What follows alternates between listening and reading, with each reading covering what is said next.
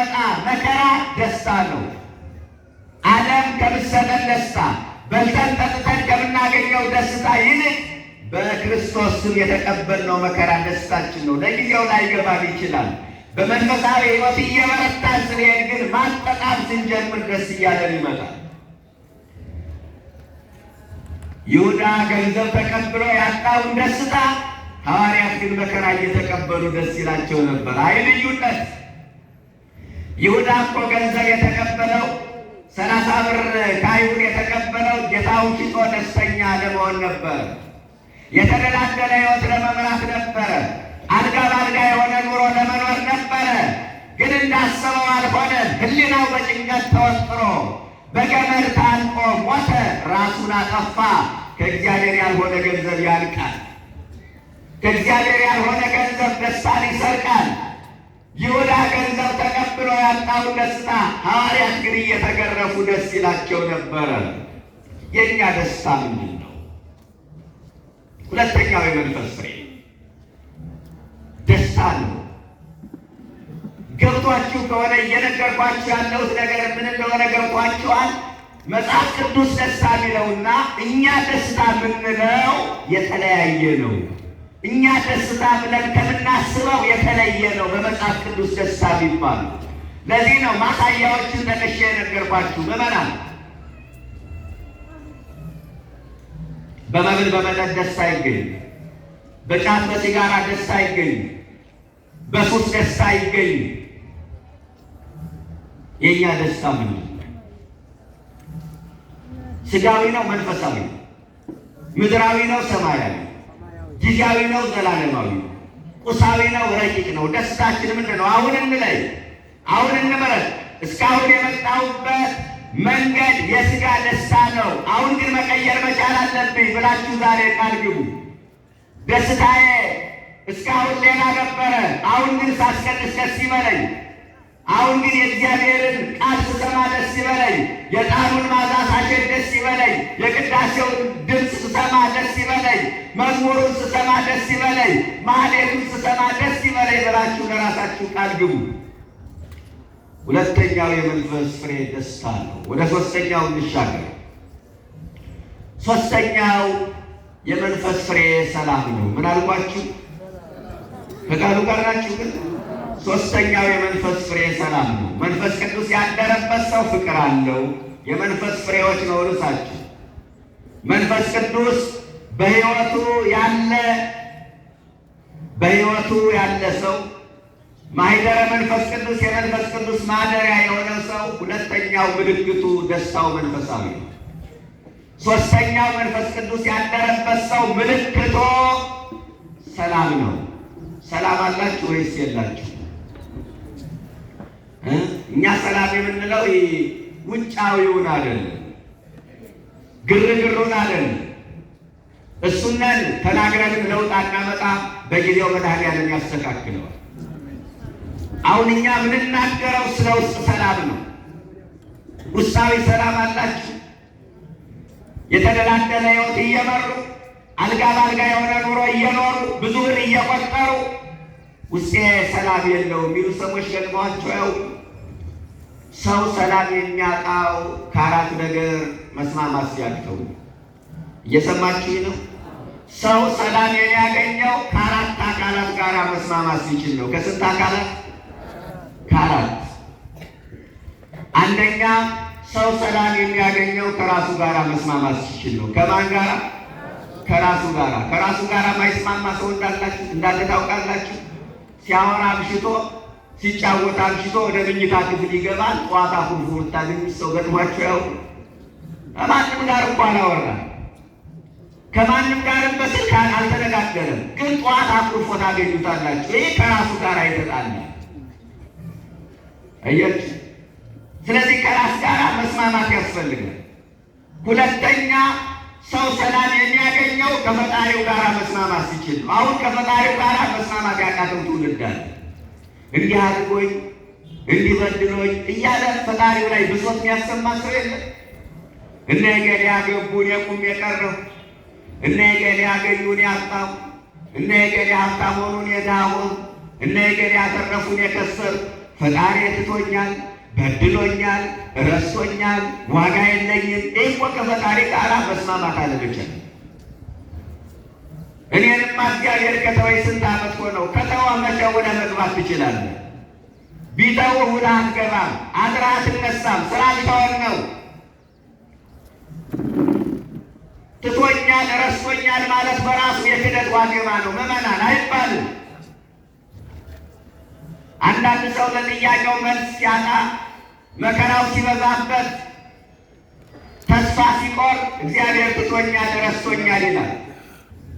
ተስፋ መቁረጡ ደረጃው ከፍ እያለ ሲመጣ እግዚአብሔርማ እኔን አይወደኝም ይላል። አሁንም የተስፋ መቁረጥ ደረጃው ከፍ እያለ ሲመጣ እግዚአብሔርማ የለም ቢኖርማ ማለት ይጀምራል። አያችሁ፣ በአንድ ወቅት እስራኤላውያን እንዲህ አይነት ቀቢጸ ተስፋ አጋጥሟቸው ነበረ። በጥቅስ እናስደግፈው። ትንቢተ ኢሳይያስ ምዕራፍ 58 ቁጥር 5 ላይ እንዲህ አሉ እስራኤላውያን፣ ስለምን ቆምን አንተም አላወቅከንም? ስለምን ራሳችን አዋረድን አንተም አልተመለከትከንም አሉ። እስቲ ቃል ተናገሩ። ስለምን ጾምን በሉ። አንተም አላወቅከንም። ስለምን ራሳችን አዋረድን አንተም አልተመለከትከንም። ይህ የእስራኤላውያን ብሶት ነበረ።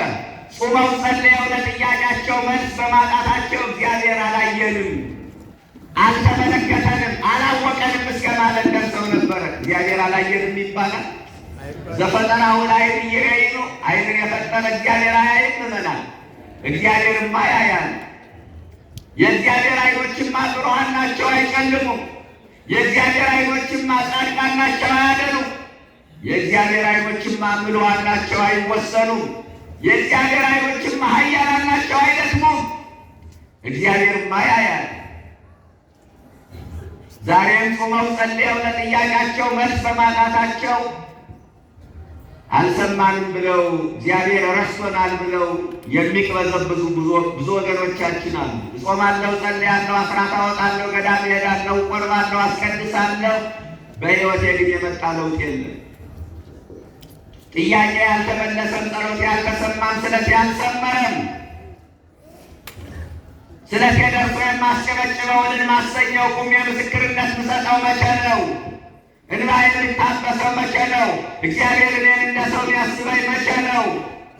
የሰዎችን ደስታ ማጀብ ሰለቸኝ፣ የእኔን ደስታ ማጣጣም የጀመረው መቼ ነው ብለው ቀቢጸ ተስፋ ላይ የደረሱ ሰዎች እግዚአብሔር ረስቶኛል ብለው ቆዝመው ተክዘው የሚኖሩ ሰዎች አሉ። ተስፋ የቆረጡ። ተስፋ መቁረጥ የኃጢአት ቁንጮ ነው። ወእምኩሉ ያእቲ ቀቢጸ ተስፋ፣ ከሁሉም ተስፋ መቁረጥ የከፋ ነው። የሰው ኃይሉ ያለው በጉልበት ውስጥ አይደለም፣ በተስፋ ውስጥ ነው። ተስፋ የሌለው ሰው ጉልበት እንኳን ቢኖረው መራመድ አይችልም። ጉልበት አልቆ ግን በተስፋ መራመድ ይቻላል። ምዕመናን፣ እግዚአብሔር ትቶኛል ረስቶኛል አትበሉ። ሦስተኛው ሰው ከፈጣሪው ጋር የሚጣላው ሰላም የሚያጣው ከፈጣሪው ሦስተኛ ሰው ሰላም የሚያጣው ከፈጣሪው ጋር መስማማት ሲያቅተው ነው። ከፈጣሪው ጋር ሲስማማ ሰላም ያገኛል። ሁለተኛው ይሄ ነው። ሦስተኛው ነው ያልኳችሁ፣ ይቅርታ። ሁለተኛው ይሄ ነው። ሰው ሰላም የሚያገኘው ከማን ጋር ሲስማማ ነው? ንገሩኝ በአንድ ድምፅ። ከፈጣሪው ጋር።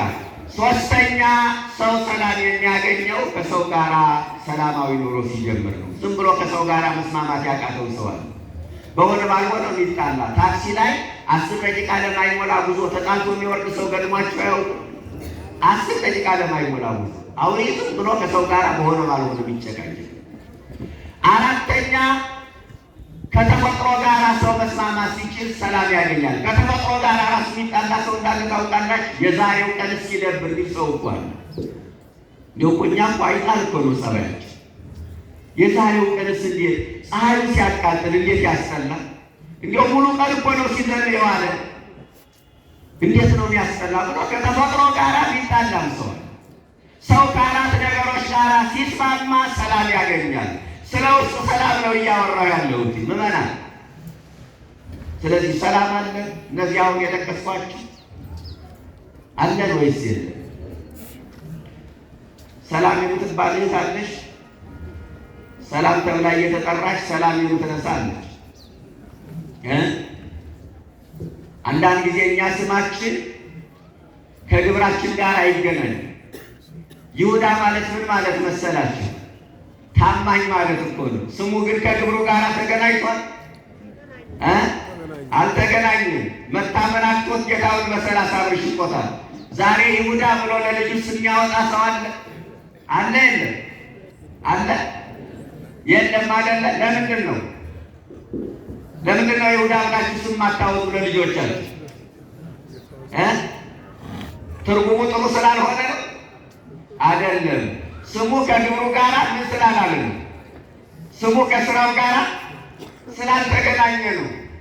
ይሁዳ ማለት ታማኝ ነው፣ ግን መታመን ያቃተው ነው። ስለዚህ ይሁዳ ብሎ ለልጁ ስም ያወጣ የለም። ትርጉሙ ጥሩ ስላልሆነ አይደለም፣ ስሙ ከግብሩ ጋር ስላልተገናኘ ነው። ዛሬ ስማቸው ከግብራቸው ጋር ያልተገናኘላቸው ሰዎች የሉ። እንዳልኳችሁ ሰላም እየተባለች ሰላም የምትነሳ የምትበጠብጥ፣ ጴጥሮስ እየተባለ ሱሰኛ የለም። ጳውሎስ እየተባለ ሰካራም የለም። ዮሐንስ እየተባለ ማጅራት መቼ የለም። አያችሁ፣ እኛ ስማችን ከግብራችን ጋር አልተገናኘም። ማርያማዊት ተብላ እየተጠራች በድንግል ማርያም ስም እየተጠራች ሱሰኛ ሴት የለችም? አለች። እውነቱን እንነጋገር፣ ስማችን ከግብራችን ጋር አይገናኝም። ሶስተኛው የመንፈስ ፍሬ ሰላም ነው። አራተኛው የመንፈስ ፍሬ ትዕግስት ነው። ምን አልኳችሁ? ትዕግስት። መንፈስ ቅዱስ ያደረበት ሰው ምልክቱ ታጋሽ መሆን ነው። እየሰማችሁ ነው? ታጋሽ መሆን። ትዕግስት ብዙ አይነት ዘርፎች አሉ። 3 ነገሮችን ላንሳችሁ በጥቂቱ፣ 3 ነገር ላንሳ። አንደኛ ትዕግስት ማለት እግዚአብሔር ያለው አይቀርም ብሎ መረጋጋት። እግዚአብሔር ያለው ምን አይል? እግዚአብሔር ያለው መድኃኒዓለም ያለው አይቀርም ብሎ መረጋጋት፣ እሱን መጠበቅ። ቢዘገይም አይቀርምና ታገሱ። ትንቢተ ዕንባቆም ምዕራፍ 3 ቁጥር 2 አባቶቻችን እግዚአብሔር ቢዘገይ ሳይመሽ ይደርሳል ይላሉ። ከኋላ ተነስቶ ከፊት መድረስ ያውቅበታል። አሁን ትዕግስትን ስናነሳ የእግዚአብሔርን ጊዜ በመጠበቅ በኩል ትዕግስት አለን ወይስ የለን? ዘርፉን እያየን ነው መሄድ መቻል ያለብን ምዕመናን። የእግዚአብሔርን ጊዜ በመጠበቅ በኩል ትዕግስት አለን ወይ? የብዙዎቻችን ችግር የእግዚአብሔርን ጊዜ በትዕግስት መጠበቅ አለመቻል። እግዚአብሔርን በራሳችን ሰዓትና ቀን መምራት እንፈልጋለን። በፈለግነው ቀን የምንፈልገው ነገር ካልሆነልን ደጅህን አልረግጥም በበርህ አላልፍም ብለን ከቤቱ እንጠፋለን። የምንፈልገውን ነገር መድኃኒዓለም ይዞልን ሲመጣ እኛ ቦታ ለቀን እንገኛለን። ትዕግስት አጥተን ያኔ የመጣው በረከት፣ የመጣው ክብር፣ የመጣው ጸጋ ያመልጠናል። ትዕግስት በማጣት ብዙዎቻችን መንፈሳዊ ዝለት አጋጥሞናል። ለእግዚአብሔር ያለን ፍቅር ቀንሷል። የጀመርነውን መንፈሳዊ ጉዞ አቋርጠናል ትዕግስት በማጣት።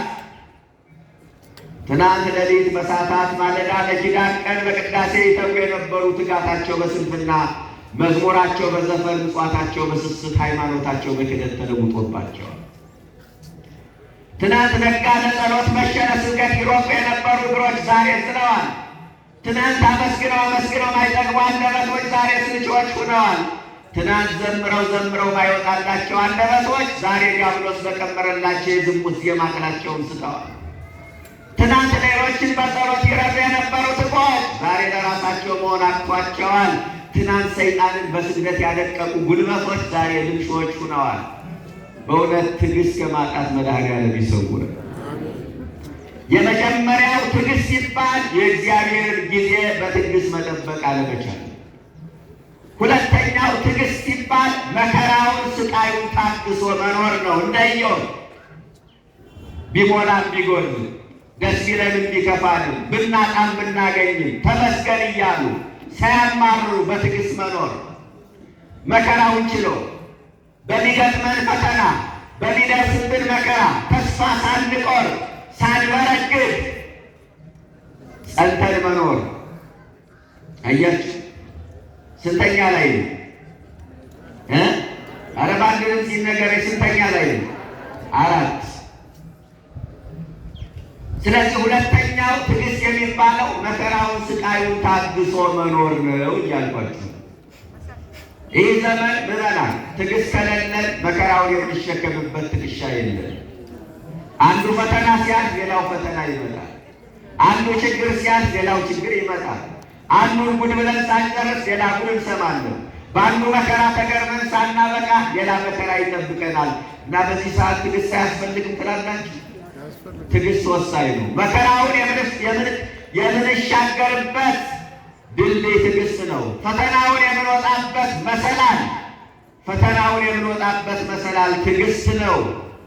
ሁለተኛው ትዕግስት መከራውን ስቃዩን ችሎ መኖር ነው። ሶስተኛ ትዕግስት የሚባለው ምዕመናን መቻል ነው። በቀጥታ ሲተረጎም መቻል፣ አንዱ እሳት ሆኖ ሲመጣ ሌላ ውሃ ሆኖ ማብረድ። አሁን የብዙ ትዳሮች መፈራረስ ትዕግስት በማጣት የመጣ ነው። ቤተሰብ የሚበተነው፣ ትዳር የሚፈርሰው ትዕግስት በማጣት ነው።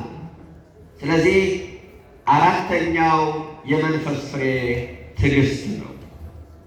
ትዕግስት አለኝ ወይስ የለኝም ብላችሁ ራሳችሁን ጠይቁ። እስካሁን በሆነ ባልሆነው በሳጭ ነበር፣ አሁን ግን ትዕግስት ሊኖረኝ ይገባል ብላችሁ ቃል ግቡ። ትዕግስት እየተባለች ቁጣ የሚላት ብዙ እህት አለች አይደለ? ቅድም እንዳልኳችሁ ስሟ ከግብሯ ጋር ያልተገናኘ። አራተኛው የመንፈስ ፍሬ ትዕግስት ነው። አምስተኛው የመንፈስ ፍሬ የተዋህዶ ልጆች፣ አምስተኛው የመንፈስ ፍሬ ቸርነት ነው። ምን አልኳችሁ? ቸርነት። ቸርነት እየተባለ ቸርነት ተብሎ እየተጠራ ግን ቋጣሪ የሆነ ሰው አለ፣ ንፉግ የሆነ ሰው አለ፣ ስሙ ከግብሩ ጋር የማይገናኝልን። ቸርነትን ምጽዋት ይለዋል ግዙ። ቸርነት ስንተኛ? አምስተኛ ቸርነት። ስድስተኛ በጎነት። እያሳጠርኩት ልሂድ። ስድስተኛ በጎነት። ቸርነት በእጅ የሚደረግ ነው። በጎነት ደግሞ የህሊና ነው። አያችሁ፣ ቸርነት ምጽዋት ላይ ያተኮረ ነው። ቸርነት ለሰዎች ማዘን፣ ለሰዎች መራራት፣ የተራበ ማብላት፣ የተጠማ ማጠጣት፣ የተራቆተ ማልበስ፣ የተቸገረ መርዳት፣ ይህ ቸርነት ይባላል። እንዲህ አይነቱን ቸርነት የተማርነው ከማን ነው? ከክርስቶስ ነው። አባታችሁ ሩሩ እንደሆነ እናንተም ሩሩዎች ሁኑ።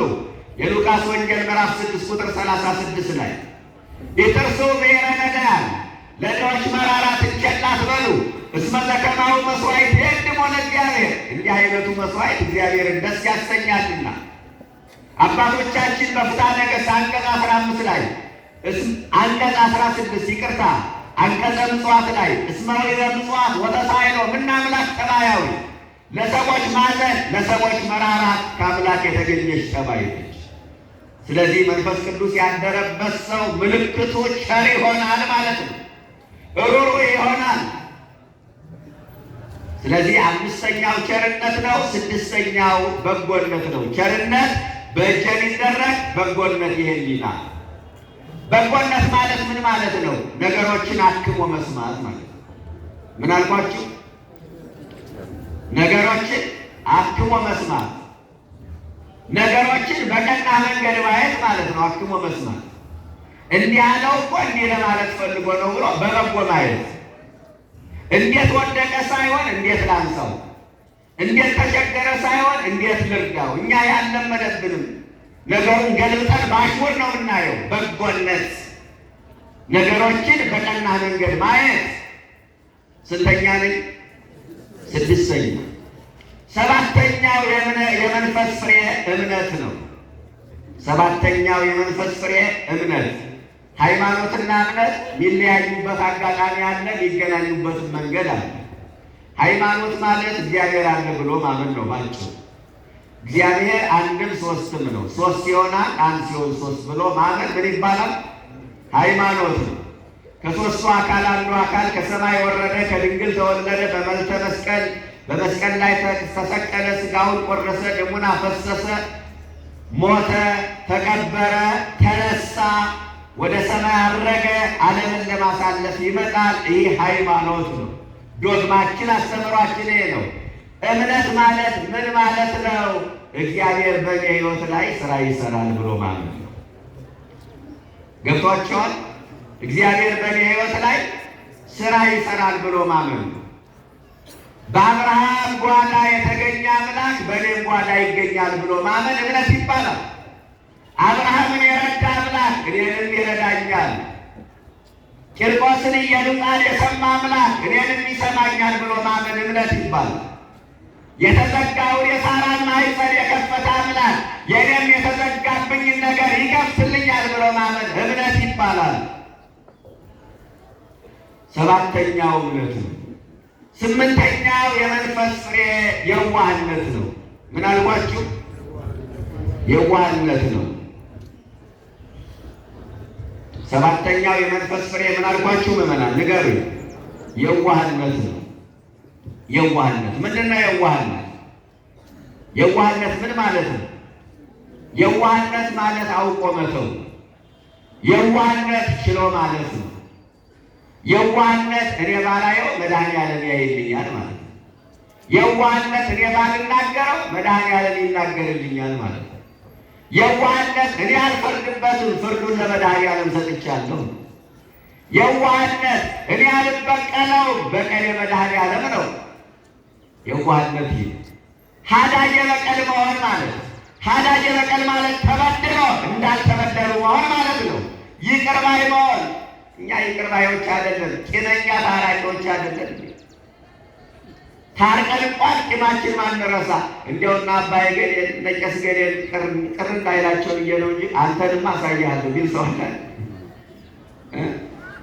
እነ መምህር ገሌን ላለማስቆጣት ብዬ ነው እንጂ ቆይ አንተንማ ቀንን ጠብቅ ቢል ሰው አለ። ታርቆ ማለት ነው። ቂመኛ ታራቂዎች ነን።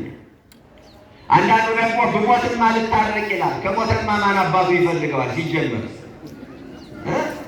ብሞትም አልታረቅ፣ ሙቶም ቂሙን ማይረሳ ሰው አለ። ብሞትም ይቅር አልለውም ይላል። መድኃኔዓለም ግን በሞቱ ይቅር አለን። ክብርና ምስጋና ለስሙ ይድረስ። አያችሁ፣ በሞቱ ይቅር አለን። አባት ሆይ የሚያደርጉትን አያውቁምና ምን በላቸዋል? ምን በላቸው? ይቅር በላቸው። የሸዋ አክሊል ለብሶ ጎኑን በጦር ተወግቶ በዘንግ እየተቀጠቀጠ በጥፊ እየተመታ ችንካሩ ሥጋውን አልፎ አጥንቱን እየሰረሰረው የደም ላብ አልቦት ቁስሉ እየተሰማው ይቅር በላቸው። እኛ ቁስላችን እየተሰማን ይቅር እንላለን። ቆይ ቁስሌን ልርሳው አይደለም። እኛ መታረቅ እንኳን ብንፈልግ ቆይ ለዛሬ ፊቱን አታሳይ የላቀን አይደለም። አንዳንዶቻችን ይቅርታ የተሸናፊነት ምልክት አይደል የሚመስለን። አሸናፊ ጌታ ግን በፍቅር ተሸንፎ ሁላችንንም ይቅር ብሎናል። ይቅርታ ማለት በምንም ምክንያት መንገድ ላይ ገፍቶ ያለፈን ሰው ይቅርታ ሲልህ ኧረ ችግር የለውም ብሎ እንደማለፍ አይደለም። ከዛ አይደለም አምረረን የጠላነውን አንጀታችን ያቆሰለውን ፊቱን ላለማየት የወሰንበትን ስሙ ሲጠራ የሚያንገሸግሸንን ስናስበው የሚያንቀጠቅጠንን ሰው ይቅር ማለት ነው ይቅርታ። ጠላታችሁ ቢከፋ ከአይሁድ አይከፋም። እንደ አይሁድ ቸንክሮ አልሰቀላችሁም። የሸዋ አክሊል አልደፋባችሁም። በጦር አልወጋችሁም። ኧረ ጠላት የክፉ ነው ከአይሁድ አይተናቀስም ካላችሁ ጠላታችን እንደ አይሁድ ቢከፋ እኛ ግን እንደ ክርስቶስ ንጹሕ አይደለንም።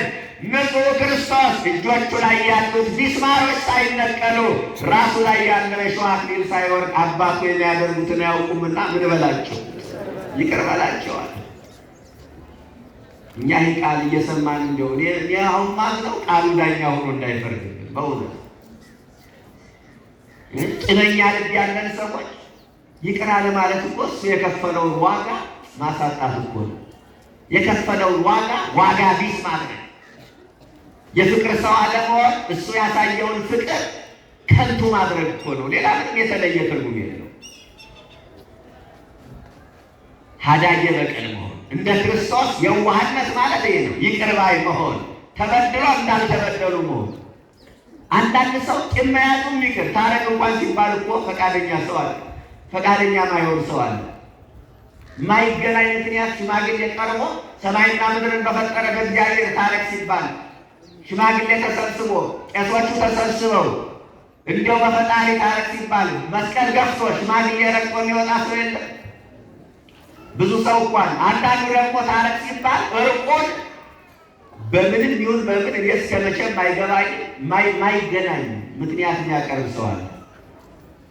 ዘር የሚቆጥር ሰው አለ እኮ ታረቅ ሲባል የቀኝ አዝማች ዘር ሁኜ የደጅ አዝማች ዘር ሁኜ አባቴ በማይጨው ባድዋ ጦርነት ዘምቶ እሱን ነው እንግዲህ ዝም ብዬ ይቅርታ ልጠይቅ የሚል ሰው አለ። አሁን ምን አገናኘው? መታረቅን ዘር ከመቁጠር ጋራ ጀግንን ከማውራት ጋራ ጀግንነትን የቀኝ አዝማች ዘር ከመሆን ጋራ ምን አገናኘው? አሁን መታረቅ። አንዳንዱ ደግሞ ታረቅ ሲባል ፊደል መቁጠሩን ያሳያል። 2 ዲግሪ እየነው የከዚህ ማጅን እግር ስር ወድቄ ይቅርታ ልጠይቅ የሚል ሰው አለ። አሁን መማርና መታረቅን ምን አገናኝ? አንዳንዱ ታረቅ ሲባል እናንተን የመሰለ ሽማግሌ ቤቴ ድረስ መጥቶ መቼስ እንዴት አሳፍራቸዋለሁ፣ ግን ቂሜን አልረሳም። ቂሙንማ ካረሳ ምኑን ታረቀው? አየች። እንዲህ አይነት ጠባይ ነው እኛ ያለን። መንፈስ ቅዱስ ያደረበት ሰው ምልክቱ ሀዳጅ በቅል ይቅር ባይ መሆን። የመጨረሻው የመንፈስ ፍሬ ራስን መግዛት ነው። ምንን መግዛት? አበዛሁባቸው አይደል? እሺ እግዚአብሔር ይስጥልኝ፣ ጨርሻለሁ። አራተኛው ማን ነው? 9ኛው የመንፈስ ፍሬ። በነገራችን ላይ እነዚህ በኮርስ መልክ 9 ቀንና ከዛ በላይ መሰጠት የሚችሉ ናቸው። ጠቅለላ አድርጌ ነው ያሳየኋቸው። 9ኛው እና የመጨረሻው የመንፈስ ፍሬ ራስን መግዛት ነው። ራስን መግዛት ምንድን ነው? ምዕመናን በመጠን መኖር። ራስን መግዛት ምንድን ነው? በአንደበት ላይ የበላይ ነው። ራስን መግዛት ምንድን ነው? ራስን መቆጣጠር። ራስን መግዛት ምንድን ነው? ነፍስን በስጋ ላይ ማሰልጠን። ራስን መግዛት ምንድን ነው? ፍላጎትን ማሸነፍ። ራስን መግዛት ምንድን ነው? ምኞትን መቆጣጠር። ራስን መግዛት ምንድን ነው? ልብላ ልብላ፣ ልጠጣ ልጠጣ፣ ላመንዝር ላመንዝር የሚል ስሜትን መግታት ነው። አያችሁ፣ ራስን መግዛት ይሄ። አሁን ችግራችን ራሳችን መግዛት አለመቻላችን። ሀገርን ከመግዛት ራስን መግዛት ይበልጣል። ሀገር እየገዛ ራሱን መግዛት የሚያቅተው ስንት ሰው አለ? ሀገርን ከመግዛት ራስን። ትልቁ ችግራችን ራሳችን መግዛት አለመቻላችን። ሕይወት የሚቀጠፈው የንጹሐን ደም የሚፈሰው ለምን ይመስላችኋል? ራሳቸውን መግዛት ባቃታቸው ሰዎች። በረኪና ጠጥቶ በገመድ ታንቆ ኤሌክትሪክ ጨብጦ የሚሞት ሰው አለ አይደል እንዴ? ለምን ይመስላችኋል? ራሱን መግዛት ስላቃተው ነው። ሰው ከእንስሳት የሚለይበት ራሱን መግዛት ሲችል ነው። ራሱን የማይገዛ ሰው አድርግ የተባለውን አያደርግም፣ አታድርግ የተባለውን ደግሞ ለማድረግ አታድርግ የተባለውን ያደርጋል፣ አድርግ የተባለውን ለማድረግ ፈቃደኛ ይሆናል። ራሱን መግዛት ባለመቻል። ስለዚህ ራሳችን ስንገዛ በትክክልም የመንፈስ ቅዱስ ማደሪያዎች መሆናችን ማረጋገጥ እንችላለን። 9 የመንፈስ ፍሬዎች በነገራችን ላይ የሚጠቅሙን መንግስቱን ለመውረስ ብቻ አይደለም፣ ለምድራዊ ኑሮም ዋስትና ናቸው። ምዕመናን እየሰማችኝ ነው? ለምድራዊ ኑሮም ዋስትና ናቸው። የመንፈስ ፍሬዎች የሚጠቅሙን ለመንፈሳችን ብቻ አይደለም፣ ለነፍሳችን ብቻ አይደለም፣ ስጋችንም ይጠቅማሉ።